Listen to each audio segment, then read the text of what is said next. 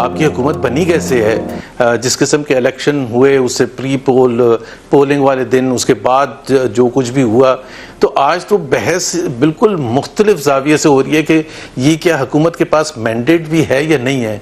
इस हुकूमत को जब तक वो जस्टिफाई नहीं कर सकता, और उसके लिए बड़ा आसान हल है, बहुत ही आसान हल है कि वो जो फॉर्म 45 का जो झगड़ा चल रहा है, फॉर्म 47 का झगड़ा चल रहा है, उसको 25-30 हल्के ऐसे हैं जिस पर शदीद किस्म के मेरा ख्याल है कंसर्न्स हैं। इस्लामाबाद के हल्के हैं, पिंडी डिवीज़न के हल्के हैं, लाहौर की 6-7 सीटें हैं, कराची के तो तकरीबन 14-15 सीटें ऐसी हैं जहां बड़ा अगर आप चाहते हैं, मुझे समझ आ गई, आप चाहते हैं नवाज शरीफ साहब और रौन चौधरी साहब के असल रिजल्ट्स निकल आए और वो दोनों फारिग हो जाएं, फिर आपको ठंड पड़ेगी। ना करें ऐसे। नहीं, कोई ठंड की बात क्या भाई, एक सेकंड, ना करें यार। इस्लामाबाद, आप तो इस्लामाबाद में बैठे हैं, आप समझते हैं Islamabad, Mustafa Khokhar is a very credible name ना, very credible name. He is not competing कि जी अगर फॉर्म 45 सही काउंटिंग होगी, फॉर्म 45 वो तो नहीं होगा ना, वो तो अभी नहीं होगा, तो लेकिन जब वो आगे बढ़ के कह रहा है कि भाई वो उसमें गलत हुआ है, पीटीआई वाला जीता हुआ है, तो फिर मैं तो नहीं कह रहा कि आप उसकी बात पर यकीन कर लें, बट सिर्फ काउंटिंग तो कर सकते हैं, लेकिन एक चीज पे आप दोनों क्लियर हैं। आपका सितारा तब गर्दिश में आया जब आपकी मुलाकात हुई जनरल बाजवा से। एक कहने पर मैं किया था, और वो जाहिर है उस वक्त इम्पोर्टेंट लोग थे, एक मियां नवाज शरीफ साहब और दूसरे मरियम ने मुझे कहा था। और मियां नवाज शरीफ अगर मुझे कोई भी चीज़ कहेंगे तो मैं वो जाहिर है करूँगा। I was more closer to Maryam throughout the time that since the time I joined PMLN। लेकिन मैं इसलिए कोई चांस की बात है कि आप दोनों इकट्ठे हैं, आप दोनों एक ज़माने में शाइनिंग स्टार्स थे PMLN के। मिफ्ता साहब का तो हमें समझ आ गया क्यों मारे गए, बिकॉज उन्होंने जो उनका नोवा स्टार थे उनके साथ फंस गए, वो तो डार साहब के साथ उनकी जॉब पे आ गए थे, तो इसलिए उनका जाना तो ठहरा हुआ था, सिर्फ वक्त की बात थी। हम तो मिफ्ता साहब तब भी मजाक करते थे, आज गए या कल गए, आप तो नहीं रह पाएंगे। आपका भी एक टर्निंग पॉइंट आया था, और वो कहते हैं कि आपका सितारा तब गर्दिश में आया जब आपकी मुलाकात हुई जनरल बाजवा से, और तासुर यह दिया गया कि आपने अपना एक इनिशिएटिव ले लिया है और बताया नहीं अपनी टॉप की आदत को और सब कुछ। आज जरा फॉर रिकॉर्ड एक चीज़ तो बताएं, जब आप जनरल बाजवा को मिले थे, और बाद में इन्होंने खुद भी कहा, मरियम बीबी ने भी एक बयान में, कि हाँ अगर कोई 4 घंटे मिलेगा तो मेरी और नवाज शरीफ साहब की बात होगी ना। आप किसके कहने पे मिले थे? किसको पता था कि आप मिलने जा रहे हैं? और आपको किसने कहा था कि जाके जनरल बाजवा को मिलें और नवाज शरीफ साहब की और मरियम नवाज की सियासी मुस्तकबिल की बात करें? Truth, nothing but the truth. ये 2020, जी बिल्कुल ट्रूथ। 2020 अगस्त में पहली मीटिंग हुई थी आखिरी हफ्ते में, और दूसरी पहले हफ्ते सितंबर में मीटिंग हुई थी। I had known general Bajwa for a long time, और मैं एक दफ़ा भी उनसे नहीं मुलाकात की थी, क्योंकि ज़ाहिर है सेंसिटिविटी ऐसी थी, ख़ास तौर पर मियां नवाज शरीफ के हवाले से कि वो जेल में थे, और उनके बेटे की शादी भी आई थी बल्कि जनरल बाजवा के, जिसमें उन्होंने इनवाइट भी किया था, and I did not go just because मैंने कहा मेरे लीडर जो है वो जेल में है, हाउ कैन आई बी। और अगर जनरल बाजवा इज़ रिस्पॉन्सिबल, जो हम समझते थे, सारी पार्टी समझती थी, तो उस वक़्त जब मुझे कहा गया था, और उसमें सिर्फ 2 लोग थे मेरे अलावा, ज़ाहिर है मुझे तो बताया गया था, जिनके कहने पर मैं किया था, और वो ज़ाहिर है उस वक़्त इम्पोर्टेंट लोग थे, एक मियां नवाज शरीफ साहब और दूसरे मरियम ने मुझे कहा था कि जाके डिस्कस करना।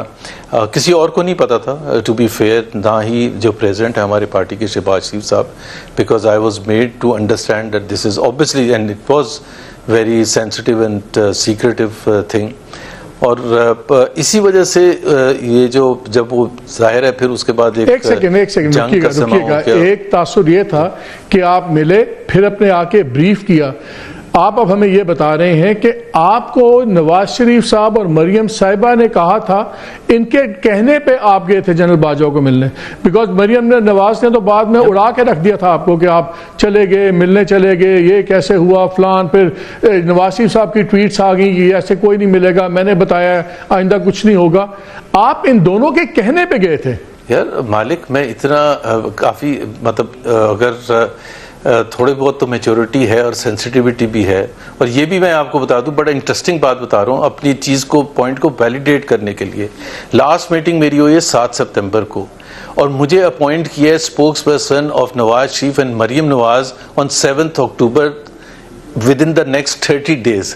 तो अगर मैंने एक इतनी बड़ी चीज़ की थी जो कि हमारे नैरेटिव से बिल्कुल हटके थी और मेरे अपना इनिशिएटिव था जो कि was not liked as you are suggesting, तो फिर मुझे स्पोक्स पर्सन उस वक्त क्यों बनाएंगे जब सबसे मुश्किल मरला आया था, जब पीडीएम बन चुकी थी और एक सॉर्ट ऑफ ऐलान जंग हो चुका था, तो मुझे क्यों बनाएंगे? मतलब can anyone answer why were you that? And that is the point. Why were you thrown under the bus then? सारों ने ये हाई रिस्क गेम थी, जाहिर सी बात है। नहीं मालिक, ये तो जाहिर सी बात है, ये हाई रिस्क गेम थी।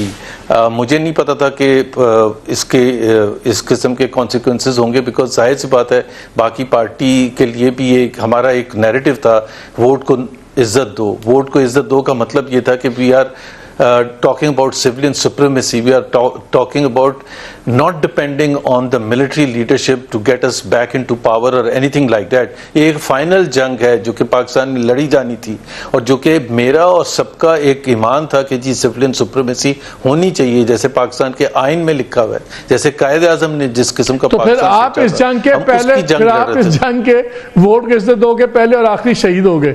जाहिर है हमारे पार्टी में दो बयानिए तो थे ना, ये कोई एक मज़ामती बयानिया था, एक मफाहमती बयानिया था, और मैं मज़ामती बयानिए के साथ इस वजह से खड़ा था कि मेरी पार्टी लीडरशिप चाहती थी। I was more closer to Maryam throughout the time that since the time I joined PMLN, और मियां नवाज शरीफ अगर मुझे कोई भी चीज़ कहेंगे तो मैं वो जाहिर है करूँगा। मच लेटर वो देयर वाज दिस रियलाइजेशन, शायद कुछ ऐसा तासुर दिया गया कि जी मैंने मैसेजिंग इधर से उधर देने में कोई मिसकम्युनिकेशन की है। मैं क्यों मिसकम्युनिकेशन करूँगा? मतलब मेरा क्या तासुर किसने दिया था? बिकॉज मैंने सुना है, मुझे किसी ने कहा है कि शायद वो आप ही के पार्टी के बड़े सीनियर आदमी के जी शायद जनरल बाजवा ने साहब ने कहा मियां साहब को कि जी जुबैर ने कोई बात पूरी नहीं की, कोई ऐसी बात थी? जी वो मैंने भी सुना है कि जी उन्होंने कहा कि जी वो तो मैंने तो आपको बड़े पॉजिटिव मैसेज भिजवाए थे, आपने पीडीएम बना दी, क्योंकि पीडीएम उसके तकरीबन 2 हफ्ते के बाद बनी थी। 7 सितंबर को ये लास्ट मीटिंग हुई थी, 20 सितंबर को पीडीएम बन गई थी। सो जनरल बाजवा ऑब्वियसली रिएक्टेड कि यार अभी आप बातचीत करने आए थे, और इस वजह से उन्होंने 23 सितंबर को आईएसपीआर चीफ ने पब्लिकली जाके ये बयान दिया कि जी मोहम्मद जुबैर आए थे। हालांकि आपको भी पता है आज भी शायद कोई मिल रहा होगा, कोई ना कोई पॉलिटिशियन चीफ के साथ हमेशा से मिलते रहे हैं, but my was the only case जिसको पब्लिक बताने की ज़रूरत पड़ी थी। और वो पब्लिक बताने की इसलिए ज़रूरत पड़ी थी कि दे थॉट कि जी अभी आप आए थे पीस टॉक्स करने के लिए और आपने वापस जाके हमले शुरू कर दिए थ्रू फॉर्मेशन ऑफ पीडीएम, जिसका एक जाहिर है 1 पॉइंट एजेंडा था कि किसी ना किसी तरह से उस हुकूमत को गिराना है, विच एवर वे। चले ये Miftah, I am coming back to you, लेकिन ये तारीख का इतना इंपॉर्टेंट हिस्सा था, I did not want to interrupt Zubair on this, जो बात बता रहे थे। आई एम श्योर आपको एज अ दोस्त तो पता ही होंगी सारी बातें हैं।